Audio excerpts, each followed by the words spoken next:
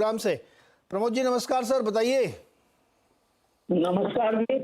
जी हाँ, मेरे पास एमआरएफ के 8 शेयर हैं।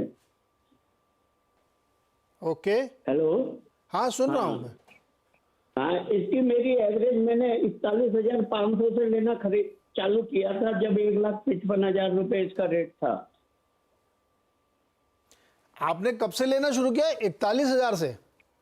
हाँ, 1,41,500 से लेना चालू किया था।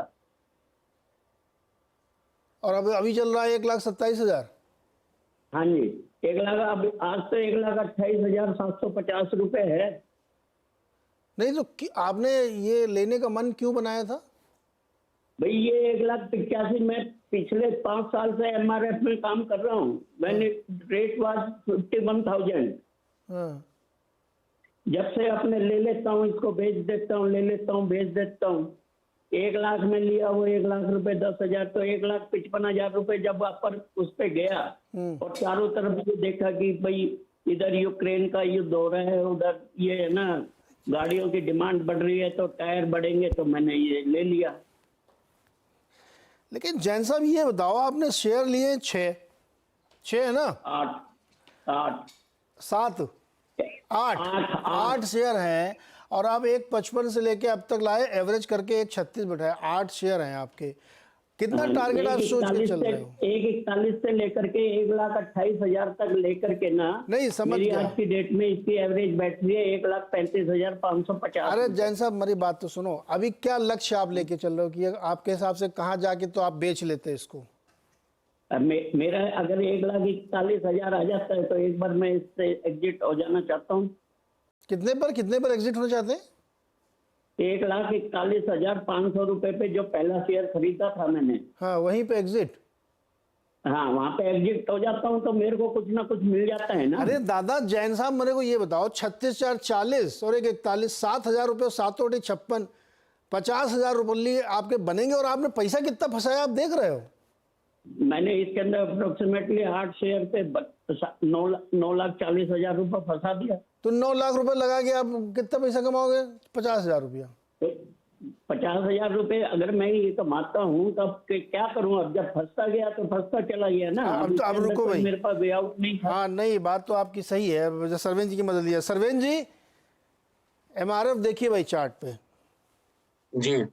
क्या किया जाए? जैन साहब का स्ट्रेटजी है कि जैसे खरीद लो, अभी 1,36 चल रहा है, अभी 1,28 चल रहा है, 1,36 इनकी खरीद 1,41,42,000 बेच देंगे। जी 9 लाख रुपए फंसा के 50,000 रुपये कमाना सही स्ट्रेटजी है क्या? नहीं, इसमें दो चीजें हैं। एक तो इनसे पूछूंगा कि जब इन्होंने इनिशियली इसको ट्रेड करना शुरू किया था, नीचे के लेवल्स पे कहते हैं कि 10 साल से कर रहा हूं, तब कितने शेयर ट्रेड करते थे? बताइए जैन साहब। मेरे पास 7-8 शेयर होते थे, अपने लिया 5,000 ऊपर हुआ बेच दिया। मेरा का फंडा ये है कि मेरा पैसा सेविंग बैंक में पड़ा है जहां से मुझे 2.5% का इंटरेस्ट मिलता है साल का। और मेरे को अगर इसके अंदर लगा करके 6% का 60% का मिल जाता है तो वहां से 3 गुना मिल जाता है। मेरा 60% भी मोर देन सफिशिएंट है, क्योंकि बैंक एफडी का रेट भी 60% ही चल रहा है। नहीं तो आप अपने सवालों के खुद ही जवाब दे रहे हैं। देखिए, risk free rate of return अगर 7%, 6-7% का ही आपका एम था, तो risk free rate of return FD में भी आपका उससे ज्यादा ही बन रहा है। तो आपको तो बाजार में होना नहीं चाहिए। बट ये केस स्टडी आई थिंक आपकी सबके लिए इंपॉर्टेंट है कि कोई भी स्टॉक कुछ भी हो, चाहे वॉरेन बुफे साहब ने लिया हो या किसी एक इंट्राडे प्लेयर ने लिया हो, हर आदमी ने ये सोच के लिया कि एक ना एक दिन जरूर बेचूंगा। कोई भी स्टॉक या तो कोई भी कंपनी कोई अमृत पी के तो पैदा नहीं हुई है, कोई पारसमणि तो है नहीं कि हमेशा चलती रहेगी। अब आप इतना दूर इसको ले आए ट्रेड करते करते, हमेशा 6-6, 8-8 शेयर, अगर इस भाव से आप अटक गए और वापस खुदा ना खास्ता नीचे के लेवल आ गए 70,000 के, 80,000 के, या मानिए जहां से आपने स्टार्ट किया था इनिशियली 50,000 से ट्रेडिंग, तो आपके तो सारे पैसे यहीं अटक गए ना। आपने कमाया कुछ नहीं, जितना आपने कमाया वो सब अब आपने ऊपर में चढ़ावा दे दिया। तो ये कॉन्स्टेंटली एक ही स्टॉक को चेस करना एक अच्छी स्ट्रेटेजी नहीं है। कहने का मकसद ये है, मैं ये नहीं बोल रहा हूँ कि स्टॉक 50,000 आ जाएगा, बट मैं कह रहा हूँ किसी भी एक ही स्टॉक के पीछे हाथ धो के पड़े अगर आप हैं तो उसको कहीं ना कहीं तो आपको छोड़ना पड़ेगा। कहीं ना कहीं आपको उसको छोड़ना पड़ेगा। जब वो बहुत ओवरबॉट या बहुत कई सालों तक चल लेगा तो आपको कहीं ना कहीं उसको छोड़ना पड़ेगा। आप एक ही चीज के पीछे नहीं पड़ सकते। तो ये स्टॉक ऑलरेडी आप पहले समझ लीजिए कि कहां से कहां आ गया है। ये 700 रुपए का भाव था इसका 2001 में, ठीक है, और आज ये कहां पहुंचा हुआ है। 30 टाइम्स ऑलमोस्ट ये स्टॉक पहुंचा हुआ है। 30 टाइम्स मैंने कम बोल दिया, ऑलमोस्ट 70-80 टाइम्स, 70 टाइम्स स्टॉक पहुंचा हुआ है।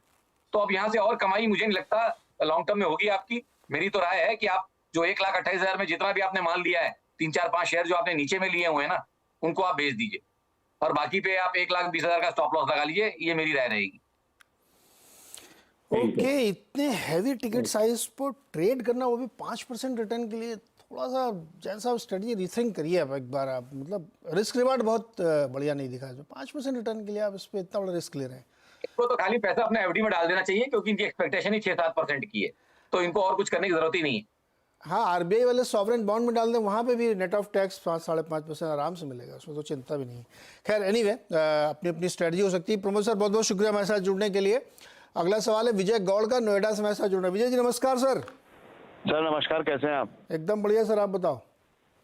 सर ये Q4 रिजल्ट्स देखते हुए RIL के जो है 29-26 पे एक फर्स्ट डिप पे लिए थे हमने 100 शेयर है, और रिजल्ट तो अच्छा आया था। अनुमान भी थे कि भाई 3400-3300 तक का भाव बढ़ के जाएगा, लेकिन पिट ही रहा है तब से शेयर ये लगातार। 2850 पे आ गया। हाँ सर, वही और 100 शेयर हैं आपके पास। जी। Q4 रिजल्ट अच्छा आया था, अनुमान भी सारे ब्रोकरेज फर्म्स का ये था कि लगभग 3300-3400 तक जाएगा, लेकिन पिट ही रहा है लगातार। आप इन्वेस्टर हैं कि ट्रेडर हैं? नहीं, मैं इन्वेस्ट कर लेता हूँ सर। ओके, तो अभी तो रिजल्ट आए हुए मैं ख्याल महीना भर भी नहीं हुआ है। हाँ, मतलब जिस दिन रिजल्ट आया था उसके बाद जब फर्स्ट डिप दिया था, ब्रोकरेज फर्म जब दे रहे थे, ब्रोकरेज फर्म की सारी रिपोर्ट आ रही थी कि भाई 3400 तक का जाएगा, तो मैंने फर्स्ट डिप पे ले लिया था। मैंने कहा चलो आज गिरा है, थोड़े बहुत डिप पे ले लेते हैं तो कुछ 100-200 पॉइंट दे जाएगा। ओके सरवेन जी, रिलायंस इंडस्ट्रीज 2926 रुपए में खरीदा है गौड़ जी ने, अभी चल रहा है 2850, और है इन्वेस्टर, अभी क्या करना चाहिए इनको? देखिए मेरे हिसाब से तो थोड़ा इन्वेस्टमेंट और थोड़ा ट्रेडिंग का भी इनका दोनों प्ले लेके चल रहे हैं। अगर ट्रेडिंग नहीं हुई तो इन्वेस्टमेंट में कन्वर्ट कर देंगे, ऐसा ही मान के चल रहा हूं मैं।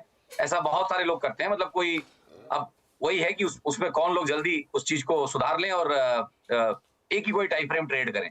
तो मैं इनके फ्लेवर से समझ के चलता हूँ कि भाई 2800 का एक स्टॉप लॉस जरूर यहाँ मेंटेन करके रखें। मेरे हिसाब से 2800 के नीचे 2798 पे एक स्टॉप लॉस बना के रखें, क्योंकि किन्हीं कारणों से अगर वो लेवल्स टूटे तो फिर इसका जैसे पूरा बाजार अब, या काफी सारे स्टॉक जो आज डिस्कस करें जो अपने लंबी अवधि के 200 दिन के एवरेज के आसपास या उनसे नीचे ट्रेड होना शुरू हो गए हैं। और मैं क्वालिटी नेम्स की बात कर रहा हूँ, ब्लू चिप्स की।